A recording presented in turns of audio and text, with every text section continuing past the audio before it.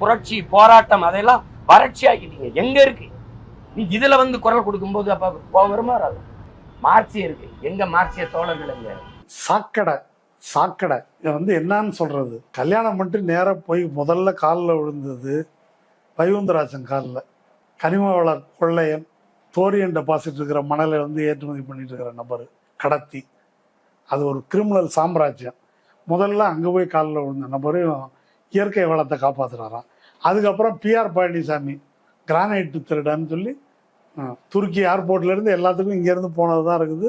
இது மாதிரி தொல்லியல் இதெல்லாம் அடித்து காலி பண்ணி பறவை வித்த நபர் அவங்களில் போய் விழுந்து. அடுத்தது மாநடராசன் என்ன தொழிலதிபரா? ஏதாவது எப்படி சம்பாதிச்சார் அவர் காலில் விழுந்து. இதுதான் ஸ்டெர்லைட் கேஸில் துப்பாக்கி சூடு நடத்துகிறவங்க மேலே ஏன் நடவடிக்கை எடுக்கல அப்படின்னு நேற்று பேசுகிறாரு. துப்பாக்கி சூடுக்கு எடப்பாடிக்கும் சம்மந்தமே இல்லை, அவருக்கு தெரியவே தெரியாது அப்படின்னு இந்த வாய் தானே பண்ணியிருக்க மாட்டாருன்னு சொன்னாங்க. அங்கே போராட்டம் நடத்தினது நீங்கள் தான் நடத்துனீங்களான்னு கேட்டால் ஐயோ நானே இல்லை, அவங்க ஏதோ உள்ளூர்னு போயிருப்பாங்க, எனக்கு அதுக்கு சம்மந்தம் இல்லை அப்படின்னு அருணாச்சல கமிஷனில் இது என்னங்க இது? இந்த வடிவேல் காமெடி மாதிரி அது வேற வாய் நார வாய் மாதிரி ஒரு வாயா இது ஒரே நாளில் எவ்வளோ பேச்சு.